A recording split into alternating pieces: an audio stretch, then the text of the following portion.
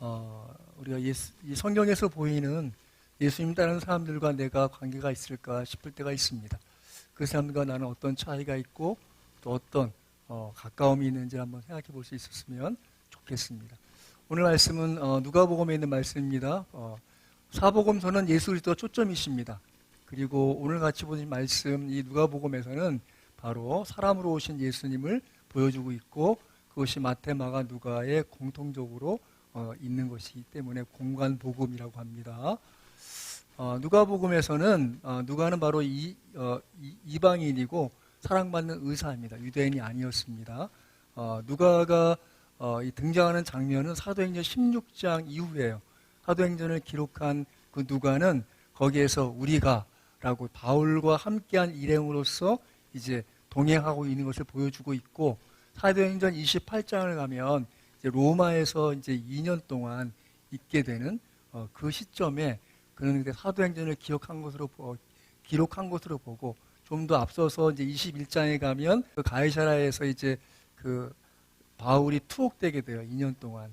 그 동안에 이제 동행했던 누가는 그 유대 지역을 다니면서 예수님에 관한 자료를 모으고 그것을 정리해서 기록한 것이 바로 누가복음이라고 봅니다. 누가복음에서 예수님은 자신을 인자, 사람의 아들이라고 합니다. 그래서 이 누가에 나오는 그 족보는 마태복음에 나오는 족보와 달라요.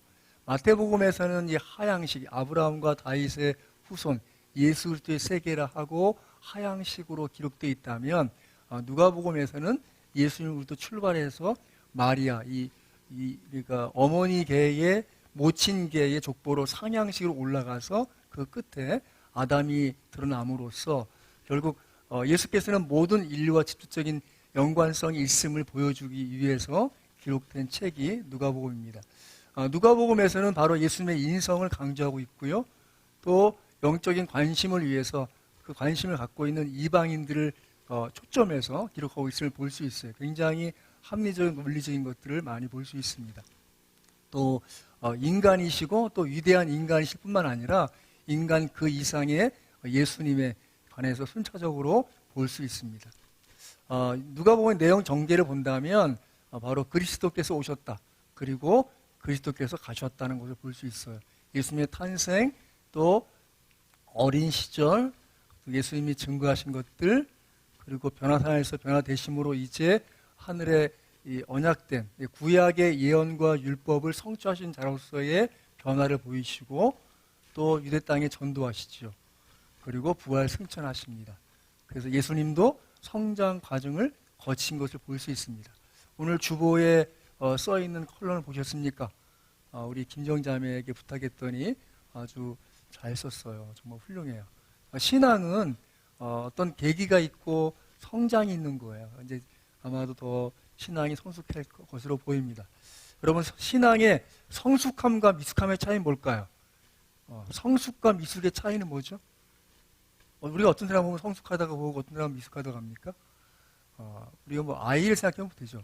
일단 어린 아이는 그 모든 것이 자기 중심적이죠. 상황에 대한 판단과 그 결정을 하지 않아요. 어제도 우리 성훈이 가족이 와서 청소할 때 보니까 성훈이가 자기 키만한 빗자루 들고 쓰레받기를 굳이 자기가 하겠다고 나름 열심히 하고 있는데 쓸리는 것도 없고 담기는 것도 없는데 뭔가 하고 있는 거죠. 나름 자기 중심적인 것이죠. 그게 미숙함이죠. 그러니까 신앙이 어린 사람들은 자기 중심적이고 자기만의 세계에 갇혀 있어요. 성숙하면요 자기를 넘어섭니다.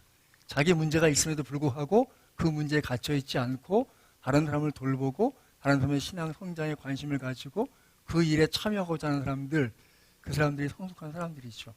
바라기는 우리 믿음의 사람들이 다 우리 새롭게 성도들은 시간이 지남에 따라 또 하나님의 크신 은혜 속에 미숙을 넘어서서 성숙하고 나아길 주임을 축원합니다. 우리는 다 그렇게 자기 문제에 휘말려 끌려다니는 존재들이 아니라 자기 문제를 넘어서서 일하시는 그 주님을 따라가는 존재들이고 오늘도 그렇게 어떤 문제를 안고 있는 사람들이 주님께 왔는데 그 일이 어떻게 해결되는지를 볼 수 있는 예수님을 따르는 사람들을 볼 수 있습니다. 누가복음의 첫 번째 특징은 예수님의 탄생과 성장에 대한 자세한 기록을 볼 수 있고 또 세상 통치자들에 대한 기록도 볼 수 있어서 예수님이 그저 그렇게 전설적인 인물이 아니시라 역사적으로 증명될 만한 분이심을 그 세상 역사를 통해서도 볼 수 있음을 알려주고 있어요. 예수님은 그저 그렇게 여타 종교 지도자들처럼 전설적인 어떤 일을 행하거나 교훈을 하는 정도의 수준이 끝난 것이 아니라 전 인류를 구원하시기 위한 하나님의 크신 그 섭리를 따라 오셨고 그분의 일을 행하셨음을 볼 수 있습니다. 두 번째 특징은 예수님의 탄생과 성장에 대한 자세한 기록을 넘어서서 같은 게 기록됐네요. 그분이 하신 일들을 볼 수 있어요. 그분이 어떤 분이신가. 여러분이 기억할 것은 하나님이 어떤 분이신가를 궁금해 하신다면 예수님을 보시면 돼요. 빌립이 예수님을 3년을 따라 다녔지만 그가 요한복음 14장에서 예수님께 묻습니다. 우리에게 아버지를 보여주시면 족하겠나이다.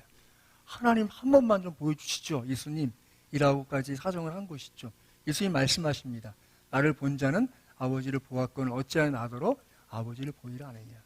그러니까 예수님을 통해서 하나님을 볼 수 없다면 그 사람의 믿음은 아직 빌립과 같은 태도 속에 빠져 있는 것이죠. 여러분이 예수님을 알면 알수록에 하나님 어떤 분인지도 분명히 알 수 있다고 저는 믿습니다. 그렇게 예수님은 당신의 모습 속에서 우리 사람됨의 인간됨을 드러내심으로써 우리가 예수님과 멀리 떨어진 존재가 아닌 것들을 보여주십니다. 천주교에서는 예수님이 너무 높으신 분이시라 중보자가 있어야 된다고 그래서 많은 성인들을 세워요. 그 성인들을 세웠기 때문에 좀 친근하게 그들에게 가까이 기도해 줄 수 있는 존재가 있다고 얘기해요. 그 이유는 천주교의 구원과는 공덕에 관한 그 구원이에요. 그러니까 성인이 왜 성인이 되는가 하면 그 사람들은 자신의 선한 행위를 해서 자기 구원을 이미 이루었고 그 남는 공덕이 있단 말이에요. 남는 자기 구원뿐만 아니라 그 남는 공덕을 나눠줄 만한 존재가 되었기 때문에 성인이고 그런 존재가 하나님과 우리 사이에 성모 마리아나 그리스도는 너무 높은 분이시라 가까이 우리 역사 속에 있었던 인물들과 관계를 갖고 그 사람들한테 기도하라는 것이죠. 종교개혁자 마틴 루터가 길을 가다가 벼락을 맞아요. 근데 자기 친구가 죽는 것을 보고 놀래서 기도해요. 오 거룩하신 성 안나요.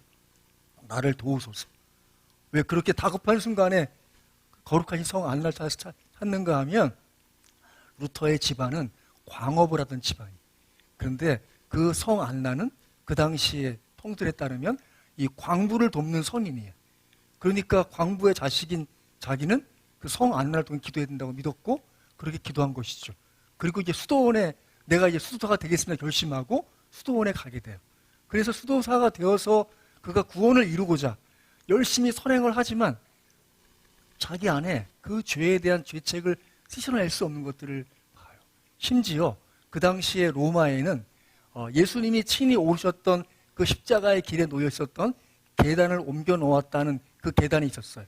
그래서 성지순례 코스 가운데 그 계단을 올라가는 것이 그 당시에 성지순례였어요. 루터도 거기 가서 그 회개하는 마음으로 무릎을 꿇고 엎드려서 기어 올라가면 나도 구원의 확신이 올지 않을까라고 가요.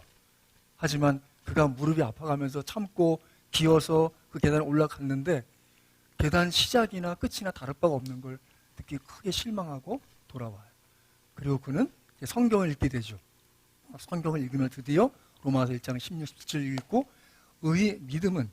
의인은 믿음으로 말미암아 살리라. 그 말씀에 큰 감동과 깨달음을 얻어서 내가 예수 그리스도의 십자가의 희생과 부활을 믿음으로 내 구원이 주어지고 내 모든 죄가 씻어주는 것을 알게 되고 그래서 로마서 주석을 쓰게 되고 이것이 또 그 당시 유럽에 큰 영향을 끼치게 돼요. 중요한 것은 무엇입니까? 그리스도가 우리의 유일한 중보이십니다. 믿으십니까? 그분이야말로 내 모든 죄를 용서하시고 내 모든 삶의 새로운 회복을 주실 만한 분인 줄 믿으시기 바랍니다. 오늘 바로 그 장면이 기록되어 있습니다. 그래서 예수님이 따르던 사람들, 12제자와 함께 따르는 사람들을 보겠습니다. 첫 번째는 밀려드는 무리들입니다. 오늘 말씀 누가복음 8장 45절 말씀 보시면 먼저 40절 같이 볼까요? 40절 읽습니다. 시작. 예수께서 돌아오심에 무리가 환영하니 이는 다 기다렸음이러라. 예수께서 어디 갔다 오시는데 무리가 기다렸어요. 그리고 환영하고 그를 기다렸다고 고백하고 있어요. 그럼 무리가 있었죠. 또 그 무리들은 이 8장 21절에 보면 예수님이 제 아들과 함께 저편으로 건너가자고 가셨기 때문에 돌아오신 것을 보는 것이죠. 또 이 7장 1절에 보면 예수께서 모든 말씀을 백성에게 들려주기를 마친 후에 가버나움으로 들어가시니라. 예수님의 주 활동 무대는 갈릴리 옆에 있는 호수가에 있는 가버나움이라는 도시였어요. 가버나움. 거기에서 예수님이 주로 공생의 사역의 대부분을 보냈어요. 한 2년 반을. 자, 여기서 이게 이제 갈릴리 호수에 있었던 1차 사역이에요. 이 가버나움에서 이제 여러 가지 일들을 하시다가 오늘 말씀 이제 8장에 예수님께서 저편으로 건너가자 하시고 군대 귀신 들린 자를 고쳐주시고 돌아온 장면이 바로 이제 8장 21절 이후의 장면들이에요. 그리고 그분은 거기에서 이제 오셨는데 기다린 사람 가운데 한 사람 바로 회당장 야이로가 찾아옵니다. 첫 번째, 밀려드는 무리, 그저 따르는 사람들이죠. 그냥 그저께 따라가는 사람들이에요. 이 8장 42절의 말씀 보면 예수께서 가실 때 무리가 밀려들더라. 이 한글적인 표현은 그냥 우르르 몰려간 것처럼 쓰여 있지만 그 단어는 좀 달라요. 같이 볼까요? 또 그 다음 보시면 8장 45절에 예수님이 이제 당신을 향해서 손을 내민 그 어떤 여인의 고침받은 것을 스스로 알게 됐어요. 말씀하세요. 내게 손을 댄 자가 누구냐? 그때 베드로가 대답합니다. 주여, 무리가 밀려들어 미나이다. 여기서 밀려들다라는 단어는 질시시키다는 그 원어에서 나왔어요. 그러니까 숨 막힐 정도로 빡빡하게 사람들이 지금 몰려들어서 어찌할 수 없는 상황이 있는 것이죠. 숨이 막힐 정도로 서로 밀어붙이면서 그 중심에 서 있는 예수님을 보겠다고 사방에서 밀고 당기는 신랑이가 벌어지고 있는 그 상황이에요. 근데 이 밀려들다라는 그 단어가 같은 쓰인 데가 8장에도 있는데 같이 볼까요? 자, 8장 14절 보세요. 예수님께서 씨 뿌린 자의 비유를 통해서 사람에게 말씀을 듣는 네 가지 태도가 있음을 말씀하십니다. 자, 8장 14절 같이 읽습니다. 시작. 가시떨기에 떨어졌다는 것은 말씀을 들은 자이나 지내는 중 이생의 염려와 재물과 향락의 기운이 막혀 온전히 결실하지 못하는 자요. 예수님께서 네 가지 그 씨 뿌린 자의 비유를 통해서 하나님 말씀의 비유를 말씀하십니다. 11절 말씀 보시면 이 비유는 이러하니라. 씨는 하나님의 말씀이요. 그 12절에는 길가에 있는 것, 말씀을 듣지만 마귀가 그들의 믿음이 구원 얻지 못하게 하려고 말씀을 그 마음에서 빼앗는 것이요. 하나님의 말씀을 듣지만 그 말씀을 들을 때는 그렇구나 라고 할 수 있지만 그 말씀 그 이후에 그 말씀을 지켜내지 못하는 상태, 그것이 바로 길가밭에 있는 사람이죠. 그리고 13절에는 바위 위 잠깐 믿다가 시련을 당할 때 배반하는 자. 그리고 14절 오늘 말씀 이 말씀에 바로 말씀을 듣지만 이생의 염려, 재물, 향락의 기운이 막혀 할 때 이 막혀의 의미가 길시시키다라는 은어 그 말씀과 같은 말씀이. 그러니까 이후에 무리가 밀더라는 말씀과 이 말씀이 같은 말씀이에요. 식물조차 살 수 없게 할 만큼의 빡빡한 상황이 지금 예수님이 다니는 상황에서 펼쳐지고 있는 것이죠. 여전히 그저 그렇게 예수님을 따라가는 사람도 있습니다. 오늘 주일이니까 교회 가야 되고 믿는 사람 있다니까 모여야 되고 오라니까 가고 가라니까 가고 그런 여러분의 신앙은 어떠십니까? 무리가 아니십니까? 여러분 목적 없이 목표 없이 방향 없이 신앙생활 하지 마시기 바랍니다. 오히려 주님께 나갈 때마다 주님께 예배할 때마다 기도할 때마다 마음에 담은 무언가를 분명히 되새기고 그것을 놓고 하나님 앞에 주님 앞에 나아가시기를 주의 이름으로 축원합니다. 그렇게 두 번째 사람은 회당장 야이로입니다. 야이로는 구체적인 기대를 가지고 주님 앞에 나온 사람이죠. 그 야이로의 뜻은 깨달은 사람 혹은 빛난다의 의미를 갖고 있는 이름이에요. 그 당시에 회당장은 회당의 책임자예요. 그 공공 예배를 주관하고 성경 낭독자, 기도자, 설교자를 지명하고 회당 건물 그리고 가구, 두루마리 성경을 관리하는 자들을 감독했고 신약 당시에는 회당에는 10명의 회당 관리자들이 있었어요. 그 중에 3명의 원로 장로들이 그 7명을 관리해서 회당을 돌보도록 했었어요. 그러니까 이 회당장이라고 하면 그 지역에서 존경받는 인물이고 그 지역에서 신망이 두터운 원로급 인사예요. 그에게 딸이 있었습니다. 오늘 말씀에는 그가 이제 이 사람이 예수님 발 앞에 와서 엎드립니다. 그리고 자기 집에 오기를 간구하고요. 12살이 된 외딸이 있다. 죽어감이기 때문에 와서 구하고 있습니다. 그는 예수의 발 아래 엎드려 있습니다. 그는 존경받는 사람이었고 그는 그 지역에서 누군가를 호령할 수 있는 인물이었지만 자기의 모든 신분을 내려놓고 예수님 앞에 엎드립니다. 그리고 예수님께 간구합니다. 자기 집에 와주시기를 간구합니다. 여러분은 예배 드릴 때마다 예수님을 좀 모시고 집에 가십니까? 오늘 예배 드릴 때, 찬송할 때 느꼈던, 기도할 때 깨달았던 하나님 말씀을 통해서 얻었던 지혜를 안고 집에 가서 무언가 새롭게 시도하십니까? 그런 일이길 바라요. 이 야이로는 사회적 상당한 지위에 있었지만 그는 자신을 낮추어서 주님께 치료를 구했습니다. 그는 그럴 수밖에 없는 상황이었죠. 12살 된 외동딸을 잃는 그 순간에 그가 할 수 있는 것은 예수님 앞에 한 가지 구하고 찾고 두드린 것이었습니다. 그는 그렇게 예수님께 구했고 예수님 그의 기도에 응답을 하셔서 이제 자리를 이동해서 그의 집으로 향하고 있는 중에, 정확히 말하면 오늘 읽은 말씀은 사실은 이걸 빼도 그 이후를 읽으면 연결이 돼요. 야이로가 집에 모셨어요. 근데 가는 도중에 사람이 와서 이미 딸이 죽었다라고 얘기를 해요. 가서 예수님이 베드로와 야고보와 요한만 데리고 또 그 부모를 데리고 그 아이가 죽은 그 방에 들어가서 그를 이렇게 세웁니다. 달리다금 소녀야 일어나라 라고 하는.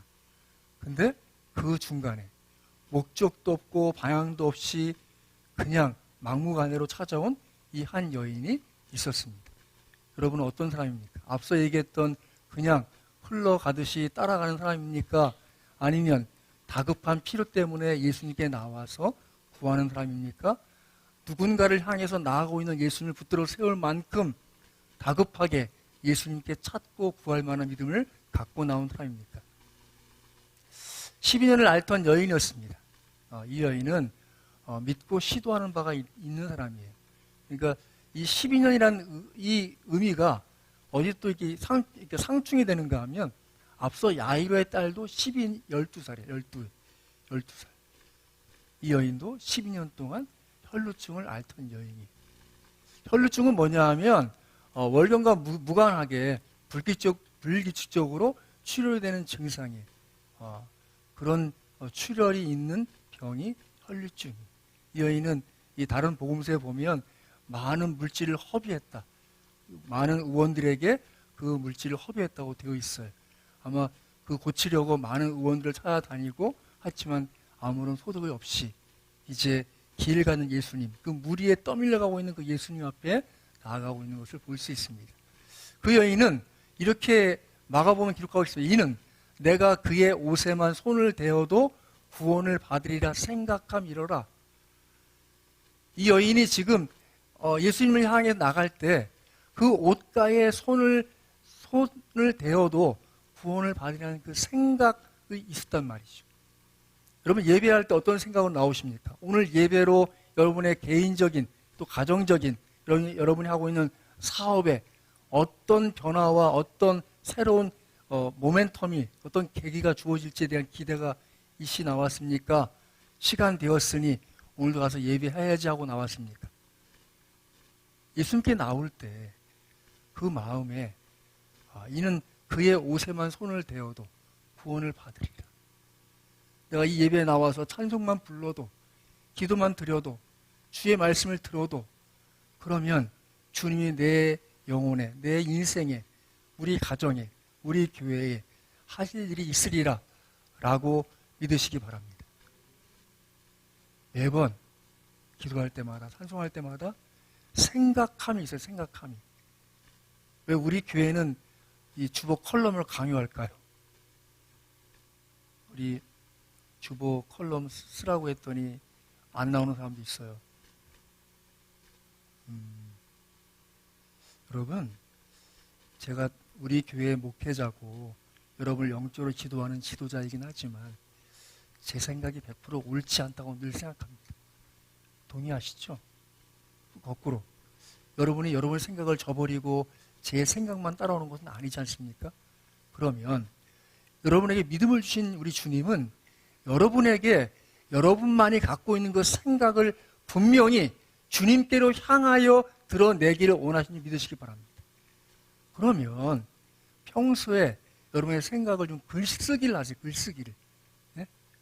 영혼의 일기를. 평소에 여러분의 믿음의 생각을 좀 다듬으세요. 여러분, 말은 생각에서 나오는 거예요. 말은 마음에서 나오는 거예요. 여러분의 마음에 순결한 말을 많이 담아두세요. 어느 누가 훅 찔러도 좋은 말이 나올 만큼. 여러분 생각해 보세요. 우리가 주방에서 쓰는 수세미가 있잖아요. 수세미. 수세미에 그 김치국물 넣고 담그면 그 수세미에는 김치국물이 가득해요. 그냥 누르면 꾹 김치국물 나오는 거죠. 하지만 깨끗이 소재하고 씻어서 맑은 물에 담갔다 꺼내면 맑은 물이 나오죠. 여러분들이 여러분의 생각을 항상 좀 다듬길 바라고 주님께 나올 때마다 무언가 기대하는 생각을 하시기 바래요. 이 여인은 무엇을 생각했습니까? 그 옷에만 손을 대어도 구원을 받으리라 생각함이로라. 마태복음에 이렇게 되어 있습니다. 이는 제 마음에 그 겉옷만 만져도 구원을 받겠다 합니다. 그 마음에, 생각에 어떤 마음, 어떤 생각을 품고 예배하십니까? 기도하십니까? 찬송하십니까? 놓치지 마셔야 돼요. 여러분들이 교회에 나올 때마다, 예배할 때마다, 혹은 혼자 기도할 때마다 그 생각을 좀 더 명확히 하세요. 좀 더 분명히 하세요. 좀 더 구체적으로 하세요. 그리고 그 옷가에, 여기서 옷가라는 단어는 그냥 단순히 이런 옷의 가가 아니라 옷 끝에 나와 있는 옷술의 의미가 있어요. 옷술. 그 여인이 얼마나 간절했으면 옷 끝자락도 아니고 옷 끝에 나와 있는 옷술에도 만지기만 해도, 손만 대어도 내가 나음을 입겠다 생각하고 마음에 품었겠습니까? 여러분들이 그런 복된 마음과 생각이 있기를 주님을 축원합니다. 기도할 때마다, 예배할 때마다, 찬송할 때마다 그런 생각과 마음을 다시 한번 고쳐 먹으세요. 다시 한번 분명히 붙잡으세요. 그래서 이 밀려드는 무리들, 그냥 그저 그렇게 따라가는 무리들이었습니다. 또 회당장 야이로는 구체적인 기대를 가지고 주 앞에 나와서 그 발 아래 엎드렸던 인물이죠. 그리고 12년을 앓던 이 여인은 믿고 시도했던 사람이에요. 작은 것이지만 믿고 시도하는 것이죠. 제가 앞서 얘기했지만 어느 교회에서 목사님이 이렇게 얘기했습니다. 설교 중에. 여러분이 꿈꾸는 미래를 집에 가서 한번 그림으로 그려보세요. 그리고 그것을 놓고 하나님 앞에 기도하세요. 라고 얘기했어요. 그 엄마는 사실은 입양한 아들이 있었는데 그 아이는 다리가 없어요. 그래서 그 아이는 무쇠 다리를 갖고 있는 아이였어요. 근데 그 어머니는 어떻게 기도했는가 하면 하나님, 우리 아이가 사람들에게 박수 받는 자리에 서게 도와주세요. 라고 기도했어요. 시간이 지나서 그 아이가 장애인 올림픽 수영대회에 나가서 금메달을 딴 아이가 되었어요. 여러분들이 주일마다 새로운 미래를 꿈꾸고 준비해서 주님이 이루실 것들을 기대하는 믿음으로 하나님 앞에 기도하길 바랍니다. 하나님 이루실 뜻이 있다고 믿으십시오. 내게 믿음 주신 그분은 나를 통해서 펼치실 그 은혜가 있다는 것을 놓치지 마십시오. 막연하게 생각하지 마시고 내가 소개한 이 아이 엄마처럼 구체적으로 그림을 그려놓고라도 하나님 앞에 기도하시기 바랍니다. 잠언 3장 7절 말씀에 대저 그 마음의 생각이 어떠하면 그 윈도 그러한즉 돼 있어요. 여러분이 품는 생각을 좀 넓히세요. 개인적인 생각이든 가정적인 생각이든 또 교회적인 생각이든.